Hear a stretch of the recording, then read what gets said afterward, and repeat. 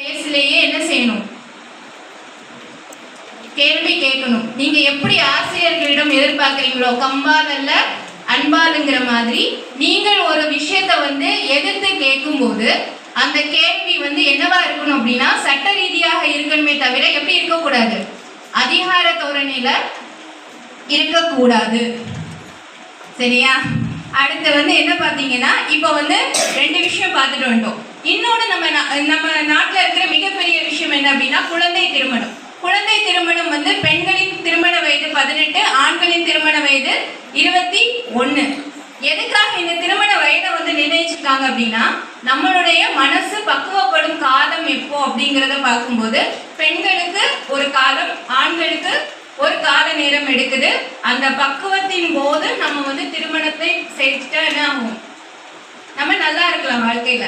ஆனா பக்குவம் இல்லாம நீங்க திருமணம் செஞ்சிட்டீங்க அப்படின்னா என்ன செய்ய முடியாது, வாழ்க்கையை சிறந்த முறையில கொண்டு போக முடியாதுங்கிறதுனால வயசு நிர்ணயிக்கிறாங்க. எப்படி 14 வயசு வரைக்கும் படிப்பு முக்கியங்கிறாங்களோ அதே மாதிரி ஒவ்வொரு இதுக்குமே என்ன செய்யறாங்க, ஒவ்வொரு காலகட்டம் நிர்ணயிச்சிருக்காங்க.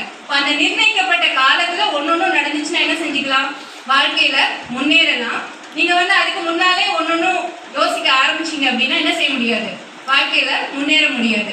அதே மாதிரி இளம் சிறார்கள் சட்டம் அப்படின்னு சொல்லி கொண்டு வந்திருக்காங்க. தெரியுமா? அது என்னன்னு பார்த்துருக்கீங்களா, கேள்விப்பட்டிருக்கீங்களா? சிறையில் என்ன செய்ய மாட்டாங்க, அடைக்க மாட்டாங்க. ஸோ அவங்களுக்கு தனியாக இளைஞர் குடும்பம் சொல்லிட்டு என்ன செய்வாங்க, அங்கதான் கொண்டு போய் வச்சிருப்பாங்க.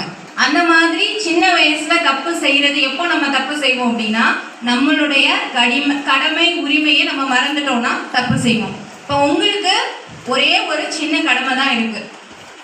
நான் மட்டும் நல்லவனாக இருக்கக்கூடாது. நான் நல்லவங்களா இருந்தா என்ன செய்யணும், கூட இருக்கிறவங்களும் என்ன செய்யணும், நன்னறி படுத்தணும். அந்த மாதிரி இருந்தீங்க அப்படின்னா தான் என்ன செய்யலாம், மாணவர்கள் கையில் இருக்கிற சமுதாயம் என்னவாகும், நிறைய விஷயங்கள் நல்ல விதமா கிடைக்கலாம். உங்களுக்கு படிப்பு நல்ல விஷயமா நல்லதா கிடைக்கலாம். உங்க அப்பா அம்மா உங்களை நல்ல விதமா கேர் பண்ணலாம்.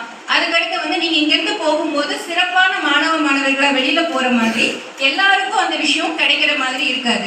அப்ப என்ன செய்யணும், நீங்க ஒரு கூட்டமா கூடும்போது உங்களுக்குள்ள நிறைய நல்ல விஷயங்கள் பேசுங்க, உங்களுக்குள்ள நிறைய கலந்துரையாடல்கள் பண்ணுங்க. நாளைக்கு நம்ம என்ன செய்யலாம், என்னென்ன மாதிரி முன்னேற்றங்கள் கொண்டு வரலாம், எதை வித்தியாசப்படுத்தலாம் அப்படின்னு நீங்க யோசிங்க. யோசிச்சு ஒரு குழு ஃபார்ம் பண்ணீங்கன்னா என்ன செய்யலாம், எல்லா விஷயத்துலையும் அதற்கான ஒரு தீர்வை நம்ம கொண்டு வரலாம்.